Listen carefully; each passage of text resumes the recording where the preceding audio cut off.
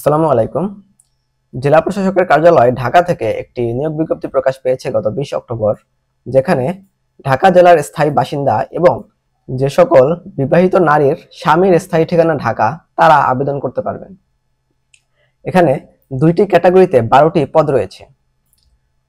প্রথমে অফিস সহকারী cum computer মুদ্রাক্ষরিকে 11টি পদ রয়েছে গ্রেড 16।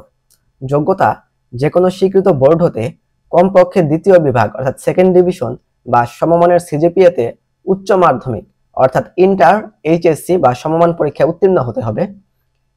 কম্পিউটার চালনায় দক্ষতা লাগবে এবং কম্পিউটার টাইপিং স্পিড প্রতি মিনিটে বাংলায় 20 ও ইংরেজিতে 20 শব্দ জানতে হবে। এরপর পরিচ্ছন্নতা কর্মী পদে একজন লোককে নেওয়া হবে, এটি গ্রেড 20 এর একটি চাকরি। যোগ্যতা যে কোনো স্বীকৃত বোর্ড হতে কমপক্ষে দ্বিতীয় বিভাগ অর্থাৎ সেকেন্ড ডিভিশন বা সমমানের জিপিএতে জুনিয়র স্কুল সার্টিফিকেট অর্থাৎ জেএসসি বা সমমান পরীক্ষায় পাশ করতে হবে। প্রার্থীকে অবশ্যই বাংলাদেশের নাগরিক ও ঢাকা জেলার স্থায়ী বাসিন্দা হতে হবে।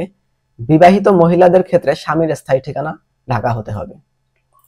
আগ্রহী প্রার্থীদেরকে টেলিটকের ওয়েবসাইট dcdhaka.teletalk.com.bd এই ওয়েবসাইটে গিয়ে আবেদনপত্র পূরণ করতে হবে।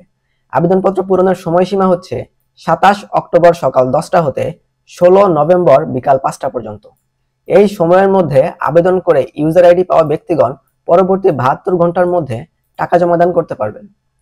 টাকার পরিমাণ হচ্ছে 1 নং পদের জন্য 112 টাকা এবং 2 নং পদের জন্য 56 টাকা। তবে যদি অনগ্রসর শ্রেণী অর্থাৎ ক্ষুদ্র নৃগোষ্ঠী, শারীরিক প্রতিবন্ধী ও তৃতীয় লিঙ্গের প্রার্থীদের মধ্যে কেউ আবেদন করে তবে তাদের আবেদন ফি যে কোনো পদের জন্যই 56 টাকা। টাকা জমা দেওয়ার জন্য টেলিটকের যে কোনো প্রিপেইড নম্বরে আবেদন ফি এর সাথে আরো 6 টাকা অতিরিক্ত রিচার্জ করতে হবে এবং প্রথম এসএমএসটি পাঠাতে হবে DC Dhaka space user ID এবং পাঠাতে হবে 16222 নম্বরে। দ্বিতীয় এসএমএসটি লিখতে হবে DC Dhaka space ES space প্রথম এসএমএস এর রিপ্লাই থেকে পাওয়া পিন নম্বর এবং পাঠাতে হবে 16222 নম্বরে।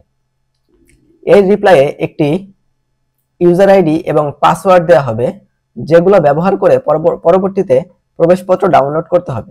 প্রবেশপত্র ডাউনলোডের সময়সীমা ও পরীক্ষা সংক্রান্ত অন্যান্য তথ্য পরীক্ষার্থীর মোবাইল নম্বরে এসএমএস এর মাধ্যমে জানিয়ে দেওয়া হবে। এই ছিল আবেদনপত্র সম্পর্কে বিস্তারিত তথ্য। কারো কোনো প্রশ্ন থাকলে কমেন্টে জানাবেন। পরীক্ষার্থীদের জন্য শুভকামনা। ধন্যবাদ সবাইকে। আসসালামু আলাইকুম।